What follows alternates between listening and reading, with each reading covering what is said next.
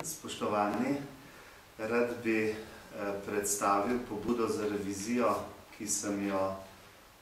danes kot poslanec Državnega zbora naslovil na Računsko sodišče Republike Slovenije. In sicer pobuda se nanaša na revizijo pravilnosti in smotrnosti postopkov in pa poslovanja pri umeščanju 3A in 4. razvojne osi v prostor. Želim v svoji pobudi povedati, da so ti postopki, ki so bili z zakonom o prostorskem načrtovanju in potem seveda spremenjeni tudi z zakonom o umeščanju prometnic oziroma umeščanju prostorskih ureditev državnega pomena v prostor sprejeti, da se ta dva zakona ne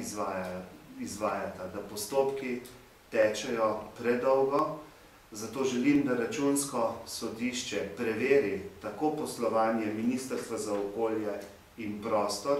kot tudi vseh ostalih nosilcev, ki so udeleženi pri teh postopkih. Naj povem, da je že prejšnja Janševa vlada sprejela resolucijo o nacionalnih razvojnih projektih in med nosilnimi projekti opredelila tudi modernizacijo cestnega omrežja in pa izgradnjo razvojnih osi, tako imenovane 3. razvojne osi od Koroške preko osrednje Slovenije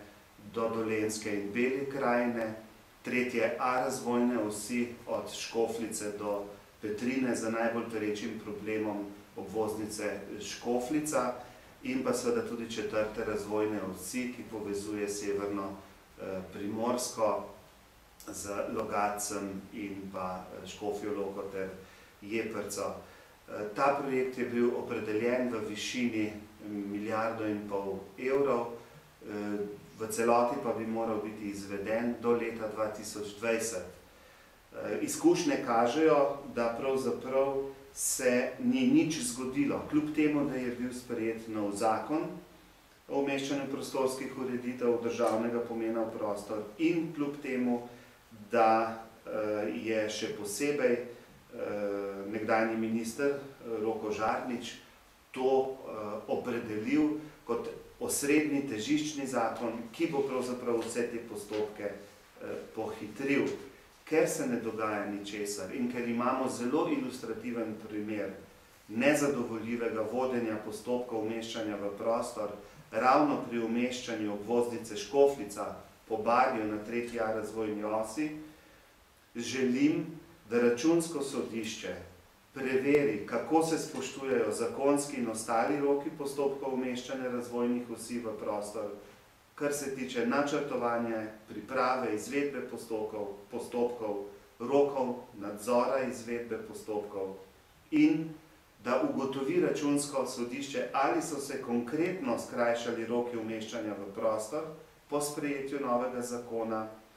da preveri vestnost in skrbnost poslovanja odgovornih oseb, ki so zadolžene za postopke umeščanja v prostor, preveri, ali je prihajalo do naknadnih sprememb že potrjenih variant posameznih projektov ter ponovnega vključevanja novih variant in razloge zanje, ali je bila javnost pravilno vključena v postopke odločitev, izračuna oškodovanja državnega proračuna zaradi prekoračitve rokov, ki so nastala kot posledica nevestnega dela odgovornih oseb, preveri smotrnost porabe proračunskih sredstev pri dosedanjih postopkih umeščanja v prostor ter potrebnost naročil oziroma njihova podvajanja, preveri tudi vse ostale morebitne okoliščine v skladu s pravili revidiranja, ki vplivajo na izvajanje projekta, ter poda ugotovitve, priporočila, smernice in napotke za boljše izvajanje projekta, ter da se izračuna finančna škoda za proračun Republike Slovenije, ki nastaja zaradi zamud pri umeščanju razvojnih osi v prostor. Naj povem, da bi po oceni, glede na to, da je projekt bil opredeljen do 2020,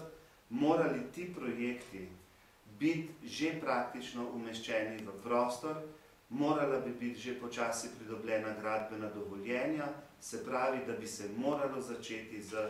gradnjo tretje A in 4. razvojne osi, vendar pa se praktično ne dogaja nič in očitno se nadaljuje ta slaba praksa, kot se je pokazala pri avtocestah, da se prve napake napravijo ravno pri tistem prvem delu projekta, se pravi pri načrtovanju, ko slabe rešitve pomenijo podražitev gradnje. In ravno zaradi tega tudi ta pobuda, da se Računsko sodišče že sedaj, ko je še čas, vključi v postopke revidiranja in da ugotovi, ali ljudje na Ministrstvu za okolje in prostor in ostalih resorjih delajo vestno, gospodarno in predvsem pravilno.